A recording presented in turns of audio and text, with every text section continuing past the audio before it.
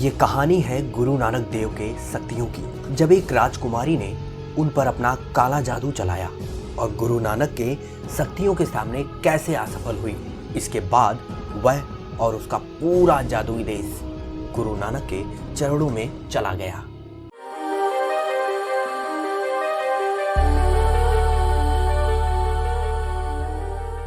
एक बार गुरु नानक देव अपने दोनों शिष्यों के साथ कामरूप देश गए। वहां के लोग अपने काले जादू के लिए प्रसिद्ध थे। नगर के द्वार पर पहुंचते ही गुरु नानक एक पेड़ की छांव में ध्यान मुद्रा में बैठ गए। उनके शिष्य मर्दाना गांव के भीतर भोजन और जल का प्रबंध करने गए। दूसरे शिष्य बाला वहीं गुरु के पास रुक गए। एक जलाशय पर मर्दाना अपनी पानी की सुराही भरने लगे। तभी वहां उस नगर की रानी की दो बहनें आ पहुंची। उसने मर्दाना से वहां आने का कारण पूछा।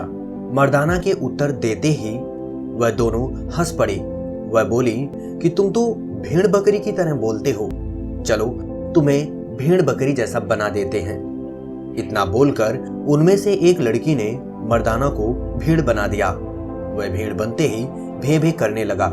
जब समय अधिक हुआ तो गुरु नानक और बाला को चिंता हुई। वह दोनों मर्दाना को खोजते हुए उसी जगह पर पहुंचे जहां मर्दाना भेड़ बन चुके थे और वो दोनों लड़कियां मर्दाना की स्थिति और अपने जादुई शक्तियों का चमत्कार देखकर खुश हो रही थी।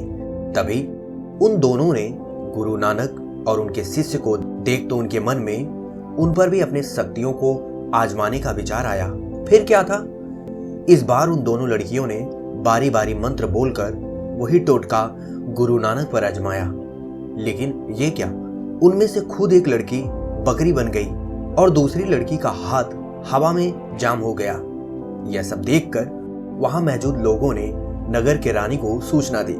वह फौरन वहां आ पहुंचे और गुस्से से गुरु नानक देव पर अपने काले जादू को आजमाना शुरू कर दिया। लाख कोशिश के बाद भी वह गुरु नानक का कुछ ना बिगाड़ सकी और गुरु नानक देव अपने ही स्थिति पर खड़े होकर मुस्कुराते रहे। आखिरकार कुछ ही देर में वह जान गई कि उसका पाला किसी दैवी शक्ति वाले संत से पड़ा है। उसने अपने गलतियों को माना और गुरुदेव के चरणों में गिरकर माफी मांगी तो दयालु गुरु नानक देव ने उन दोनों लड़कियों को ठीक कर दिया तथा मर्दाना को भी उसके असली स्वरूप में ला दिया।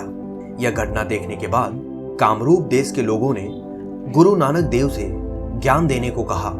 तब गुरु नानक बोले, हम सभी के अंदर ईश्वर का वास होता है।